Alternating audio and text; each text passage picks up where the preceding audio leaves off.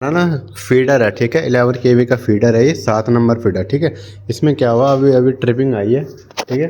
तो इसमें ये दिख रहा है ना आपको, ये मास्टर रिले होती है इसमें, ठीक है। ये होती है मास्टर रिले, और इसको बोलते हैं हम रिले बोलते हैं, नॉर्मल रिले होती है, ठीक है। अगर ये वाली रिले नहीं होगी ना, तो क्या होता है, जब भी ट्रिपिंग आती है ना, सीधा हमारा मेन वीसीबी बैठ जाती है, या मेन वीसीबी बैठ जाएगी, या हमारा इनकमिंग बैठ जाएगा, ठीक है ना। तो ये होती है हमारी आउट गोइंग, बोलते हैं इसको आउट गोइंग फीडर, ठीक है।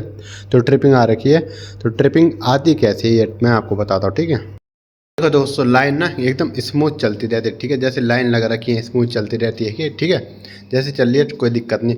कई बार क्या होता है ना, कोई पक्षी आके बैठ जाता है उसमें, अगर पक्षी लाइन में बैठ गया तो कोई दिक्कत नहीं, अगर वो नॉर्मल लाइन में बैठा है। कई बार क्या होता है ना, जो पोल रहते हैं ना, तो पोल की जो लाइन है वहाँ पे पक्षी बैठ जाता है, तो क्या होता है, करंट तार में बैठा हो, ठीक है, और उसकी पूंछ टकरा गई नीचे पोल से, तो उससे क्या होता है, वो करंट जो है उसमें आ जाता है पोल में, ठीक है। उससे क्या होता है, ट्रिपिंग आ जाती है और वो पक्षी मर जाता है। तो दोस्तों, आपने कई बार देखा होगा ना, जो बर्ड्स ना 11 केवी तार में, हाई वोल्टेज तार में बैठी रहती है ना, उनको करंट नहीं लगता दोस्तों। और क्यों नहीं लगता दोस्तों, मैं आपको एक्सप्लेन करता हूँ। क्योंकि दोस्तों, अगर कोई बर्ड एक ही तार में बैठी हुई है ना, यानी कि एक तार है, तो उसका वोल्टेज समान ही होगा, मतलब सेम होगा।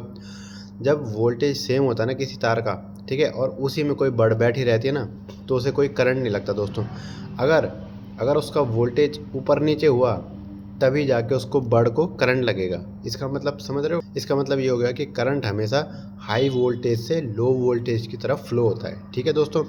अगर वोल्टेज सेम रहेगा तो उसको करंट कभी नहीं लगेगा, ठीक है।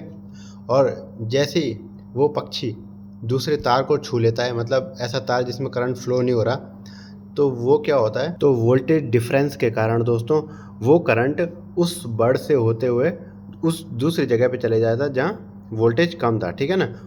उस अवस्था में क्या होता है कि वोल्टेज डिफरेंस होने के कारण वो करंट उस बर्ड से होते हुए लो वोल्टेज की तरफ जाता है। इसके कारण उस बर्ड पे शॉक पड़ता है, वो भुंज जाता है, एकदम फूक जाता है दोस्तों, भुना जाता है पूरा, ठीक है दोस्तों। कोई पक्षी ना एक ही तार में रहता है ना, तो उसमें किसी प्रकार का वोल्टेज का डिफरेंस नहीं होता। जब डिफरेंस ही नहीं होता, वो सेम रहता है, तो इसके कारण वो सेफ रहती है चिड़िया, ठीक है दोस्तों।